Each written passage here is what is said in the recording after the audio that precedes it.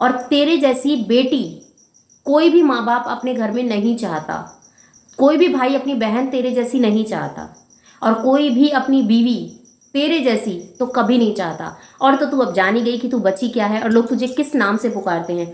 तो क्या लगता है आपको? वीडियो पूरा देखने के बाद ही कमेंट कीजिएगा। भगोड़ी के आने से हमें कोई दिक्कत नहीं है, भगोड़ी के यहाँ रहने से हमें कोई दिक्कत नहीं है, भगोड़ी के बच्चों से हमें कोई दिक्कत नहीं है, पर वो आई है गैर कानूनी तरीके से। तो जब गैर कानूनी तरीके से उसने एंट्री ली है, सारे जितने भी दस्तावेज उसके हैं ना, वो तो उसके पति के नाम के चल रहे हैं। लप्पू का तो कुछ भी नहीं है, पर फिर भी लप्पू ही लप्पू होती रहती है।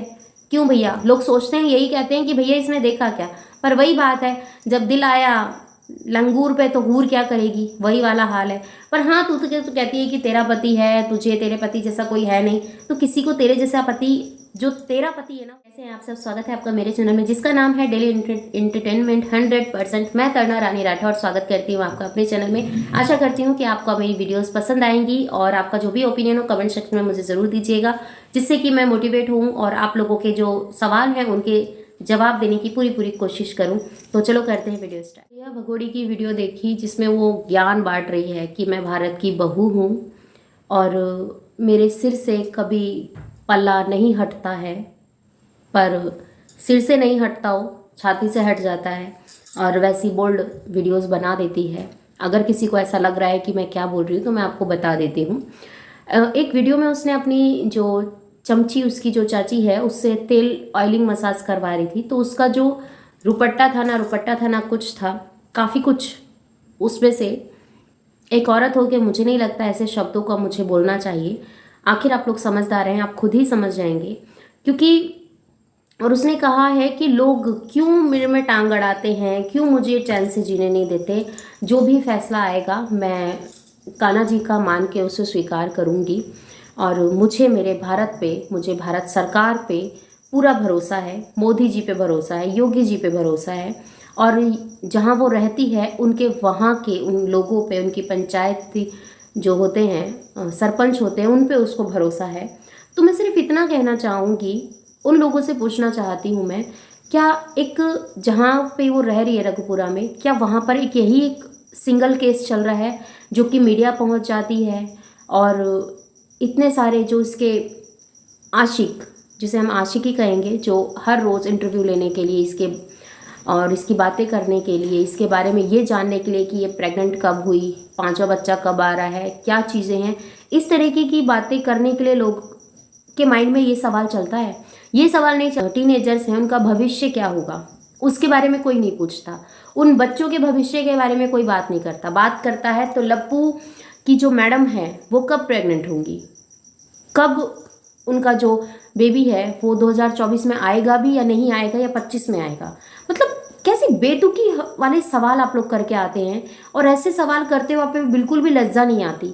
क्यों? क्योंकि ये समय की मांग है, ये रघुपुरा की मांग है। पर एक बात बताऊं, ये उन लोगों के लिए अच्छा लग सकता है, उन लोगों को जो लोग ये सोचते हैं कि भैया ऐसा होना चाहिए। पर मैं एक बात बताऊं, घर दूसरे का जल रहा होता है ना, तो हाथ सेकने सब पहुंच जाते हैं, पानी डालने कोई नहीं जाता। ठीक है ना, कोई नहीं जाता पानी डालने के लिए। वहाँ पे जाना, वहाँ पे बात करना, लोगों को ट्रोल करवाना, एक दूसरे के साथ डिबेट रखवाना, फिर इतनी ज़्यादा कंट्रोवर्सी क्रिएट होना, फिर उन चीज़ों को रखना कि भैया उसके भाई ने शादी करा दी। भाई ने शादी कराई तो वहाँ पर भाभी क्यों नहीं आई? जब भाई ने शादी कराई तो भाभी क्यों नहीं आई? भाभी का भी तो हक था ना भाई बहन की शादी कराना। जैसे कि लप्पू अपनी जो बहन है उनका भात भर के आया था उसी दिन। भात भर के आने के बाद उसने अपनी शादी रचाई है। और शादी कितनी है कि 10 मिनट में सिर्फ वरमाला डली है, वो शूट हुआ है। फिर उसके बाद वो फेरे लेने के लिए पहुंच गई है। फिर उसके बाद फेरे वेरे होने के बाद वो आकर स्टेज पे बैठी है। वहां पर उसने खूब मतलब कंट्रोवर्सी वाली बातें की हैं और अभी बताया है कि मैं अब भारत की बहू हूँ। अब पहले लोग मुझसे ये पूछते थे कि तुम्हारे पास क्या प्रूफ है कि तुमने शादी की है नहीं की है, तो अब उसके पास इस चीज़ का प्रूफ है कि भैया उसने शादी भी दिखाई है, फेरे भी दिखाए हैं, वरमाला भी दिखाई है। उसके हिसाब से उसने अपनी शादी के सारे प्रूफ दिए हैं। ठीक है, चलो हमने मान लिया, आप ही की बात बड़ी कर देते हैं कि उसने अपने सारे ही प्रूफ दिए हैं। तो क्या हमारी तुलना करेगी वो? एक बात बताओ, हमारी तुलना करेगी क्या वो? हम अपने घर में बैठे हैं, अपने पति के साथ हैं, अपने बच्चों के साथ हैं। ये कौन सा समाज में एक अच्छा मैसेज जा रहा है कि अगर आपका पति आपको प्रताड़ित करता है तो आप दूसरे लड़के के साथ उसके अफेयर के अंदर पड़ जाओ और अपने घर को बेच बाज के उसके आदमी को छोड़ छाड़ के और दूसरे देश में जाकर वहां जाके अय्याशी करो। कौन सा देश का कानून ऐसा कहता है? ये क्या मैसेज हमारे समाज में आ रहा है? हमारे जो आने वाला यूथ है वो क्या देख रहा है? इसको देख कर कि भैया ये तो पबजी से आगे, हम फ्री फायर से लेके आएंगे। अरे भैया लानी है तो कुंवारी लेकर आओ ना, ब्याई थियाई 4-4 बच्चों की अम्माओं को क्यों लेके आ रहे हो? कि कम से कम उन्हें भी वहां से वो आए तो उन्हें भी सुरक्षित रहे कि हाँ भैया चलो हम अपनी जिंदगी अच्छे से शुरू करते हैं। ऐसी 4-4 बच्चन की अम्मा को, बूढ़ी बूढ़ी लुगाइयों को तुम लेके आ रहे हो और यहाँ पे लाके तुम सबकी भाभी जी बना के बिठा देते हो। बात कड़वी जरूर लग रही होगी आप लोगों को मेरी, पर क्या करूं, जरूरी है कहना, बोलना जरूरी है। जो कल की आई हमें आके ज्ञान दे रही है कि मेरे सिर से पल्ला नहीं हटता है, तो फिर तुम तो वहां बुरखे में रहने वाली थी ना। तुम्हारे तो बुरखे में इतना अदब होता है, ठीक है ना, बहुत अदब से रखा जाता है बुरखे के अंदर। सिर्फ आंखों के, पूरी बॉडी का एक नाखून तक नहीं दिखाई देता है, एक शरीर का अंग तक नहीं दिखाई देता है। और तुम यहाँ आकर तुम्हें तो वो चीजें एक्सेप्ट भी नहीं करनी थी। तुमने कहा मैंने वहां जाकर तो बहुत आराम से रहती थी। वहां की तेरी वीडियो भी देखी है, वहां की वीडियो में तू किस तरीके से रहती थी वो भी हमें नजर आ रहा है, क्योंकि तुझे वही फ्रीडम तो यहाँ चाहिए था। वहां तो तू तेरे हिसाब से तू बंधी हुई थी। तुझे आज भारत क्यों प्यारा लग रहा है? तुझे भारत के प्रधानमंत्री आज क्यों प्यारे लग रहे हैं? तेरी चिकनी चिकनी बातें क्यों लोगों को इतना मन लुभा रही हैं? भैया मीठा बोलना हमें भी आता है, ठीक है, पर जहां पर हमें अपनी बात को रखना है, जहां पे हमें लगता है कि ये चीजें सही है ये गलत है, उस पर आवाज उठाना भी हमें आता है। क्या सही है और क्या गलत है उसकी पहचान करनी भी हमें आती है। तुम्हें अपने 5-10 मिनट की नमाज पढ़ने से इतना तुम्हें वो बोझ लगता था, यहाँ हमारी घंटों घंटों की 10 से 15 मिनट की आरती तुम्हें पढ़ने में इतना बोझ पड़ता है।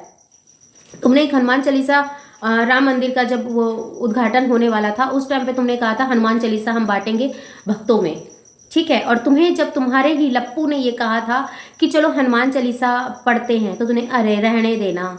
क्या यही रिस्पेक्ट है तुम्हारी भगवान के प्रति? तुम हाथ में कृष्ण जी बनवाती हो, टैटू बनवाती हो और अपना ये चीजें बताती हो कि भैया मैंने टैटू बनवाया है, मैं सच्ची सनातनी हूँ, मैं भगत हूँ। कहने से सच्ची सनातनी नहीं बनते हैं, ठीक है। वही वाला हाथ है बगल, जिस थाली में खाना है उसी थाली में छेद करना है। तुझे जितना प्यार रिस्पेक्ट मिल रहा है वो तू भी जानती है कि तुझे कितनी रिस्पेक्ट मिल रही है। पर हम सिर्फ इतना कहना चाहते हैं, हमें तू बाहर से आई, तू वहां से आई, कैसे रह रही है कैसे नहीं रह रही है, तेरी लाइफ में हमें इंटरफेयर करने का वैसे तो कोई नहीं, बट अपने हिसाब से अगर हम सोचे तो तेरी लाइफ में हम इंटरफेयर कर कितना रहे हैं। तू जो बोलती है वो जो ऑडियंस को समझ में आता है, कोई भी अपने घर की बहन बेटी, कोई भी भारत का हो चाहे पाकिस्तान का हो या अदर कोई किसी भी कंट्री का हो, भारत का हो चाहे अदर कंट्री का हो। और एक तेरी बांग्लादेश से एक बहन आई थी ना, उसने क्या स्टेटमेंट दी तेरी? वो तो तेरे पास आकर रही थी, तेरे पास कुछ घंटे उसने बिताए थे, वो भी तो तेरे भाई की बहन ही बनी थी ना। वो कैसे अपने देश लौट गई? क्यों बांग्लादेश गई? वो उसको तो उसका पति चाहिए था। उसने तो तेरे ऊपर ऐसी ऐसी टिप्पणी कर डाली कि तेरे साथ रही और तेरे को ही आईना दिखा के चली गई, क्योंकि हर इंसान जानता है कि तू कितने पानी में है और तू जो तेरे पास मिलके आया ना वही तेरी असलियत जानता है। बाकी जो लोग तेरे तक कभी पहुंचे नहीं है ना, जो तेरे तक कभी चढ़ावा नहीं चढ़ा के गए हैं, उन लोगों को अभी तो तू देवी नजर आ रही है। और देवी कौन सी ये तो सभी जानते हैं, मैं क्यों अपनी जबान गंदी करूं, है ना। तो क्या लगता है आपको? कमेंट सेक्शन में मुझे ज़रूर बताइएगा। मिलती हूँ आपसे अपनी नेक्स्ट वीडियो में। अपना और अपनों का ख्याल रखिएगा, दुआ में मुझे कीजिएगा। चैनल पे नए हैं तो प्लीज़ सब्सक्राइब कर लीजिएगा, बेल आइकन ऑल पे क्लिक कर दीजिएगा। इस वीडियो के रिगार्डिंग कोई भी क्वेश्चन हो कमेंट सेक्शन में देना मत भूलिएगा।